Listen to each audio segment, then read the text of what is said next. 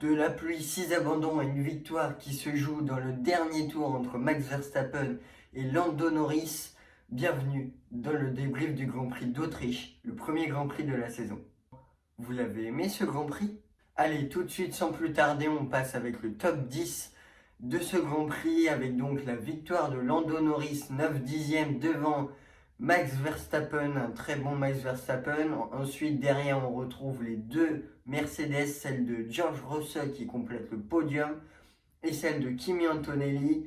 Ensuite, plus loin, on retrouve la formidable Williams d'Alex Albon. Quelle course! Ensuite, on retrouve Lance Stroll avec son Aston Martin et Nico Hülkenberg. On retrouve ensuite Charles Leclerc qui devance Oscar Piastri. Et ensuite, bien sûr, on retrouve Lewis Hamilton pour ses premiers points en Formule 1 avec Ferrari. On passe maintenant au championnat constructeur avec donc McLaren qui sort logiquement en tête. Ils sont à égalité avec Mercedes. Derrière, on retrouve Red Bull avec Max Verstappen qui rapporte 18 points à son équipe. Plus loin, c'est Williams avec Alex Albon qui ramène 10 points. Ensuite, nous avons Lance Stroll qui ramène 8 points quant à lui. 6 points pour Nico Hülkenberg, 5 points pour Ferrari. On va retrouver un petit peu plus loin pour ceux qui n'ont pas marqué de points Alpine avec un Gasly qui termine 11e. Aux deux dernières places, on va d'abord retrouver Racing Bulls qui n'ont pas marqué de points, assez décevant étant donné la place de départ de Tsunoda. Et puis ensuite, après, on retrouve As, bon dernier avec une voiture qui ne fonctionnait pas du tout. Allez, maintenant, place au top et au flop de ce Grand Prix. Allez, on commence directement avec McLaren qui s'impose comme la première force du plateau, très logiquement, à l'image de ce qu'on disait au premier test de saison. Malgré les changements météo, les deux pilotes, ils ont parfaitement réussi à gérer les stratégies et avec une voiture qui les a placés directement devant et qui avait le meilleur rythme de la course.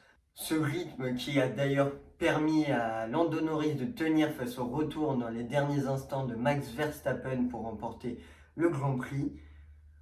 Bon, certes, il y a quand même une grossière erreur de Piastri qui aurait normalement dû le mettre deuxième et donc il termine que 9e, vous l'avez vu au classement. Mais c'est pas si grave au final pour McLaren puisque ils sont premiers au championnat constructeur et ils sont toujours premiers dans la dynamique. C'est très encourageant pour les Anglais. Le deuxième top que j'ai choisi de mettre dans ce débrief, eh bien c'est Kimi Antonelli. Que dire? Quelle force, quel talent, quelle mentalité, quel panache. C'est impressionnant ce qu'il a réussi à faire à seulement 18 ans. Pour rappeler, il a commencé à la 16e place du classement et est remonté jusqu'au top 4 grâce à une pénalité qui a certes été annulée pour unsafe release, mais quand même, c'est impressionnant. Il a réussi à braver tous les dangers de la météo avec une stratégie totalement folle, qu'un seul spin à son actif. Alors après une élimination prématurée en Q1, il a franchement très bien assuré le dimanche. Vraiment grosse première performance. Faut pas oublier que c'était sa première. Donc c'est le deuxième meilleur résultat de l'histoire de la Formule 1 pour un rookie, sachant que c'est le deuxième plus jeune pilote de l'histoire à marquer des points. Ce qui est dingue, c'est que quand tu vois que 4 sur les 6 rookies engagés pour ce Grand Prix ont abandonné après des erreurs en course, et que lui, il arrive à faire une telle remontée, ça ne peut que présager un grand avenir pour ce pilote. Moi, le premier, je ne misais pas du tout une pièce sur lui pour afficher un tel niveau dès le début. C'est totalement impressionnant, il est bourré de talent. En tout cas, je ne sais pas si vous vous rendez compte, moi non plus je ne sais pas. Ce qui est sûr, c'est que c'est extrêmement encourageant pour la suite. En dernier top, je mets en même temps Alex Albon et Nico Hülkenberg, puisque c'est à peu près les mêmes performances quand on regarde. Ils sont tous les deux dans des voitures qui ne sont pas censées jouer le haut du plateau, qui sont censés jouer le midfield. au mieux, mais ils ont une super stratégie et ils ont réussi à tenir parfaitement les conditions. C'est très positif, surtout pour Kick Sauber qui est vraiment une écurie en grande difficulté. On le sait, c'est l'écurie prétendante pour avoir la cuillère de bois encore une fois cette année. Mais qui aurait pu penser que ces deux pilotes seraient dans le top 10? C'est incroyable, ce Grand Prix nous a vraiment offert de sacrées surprises.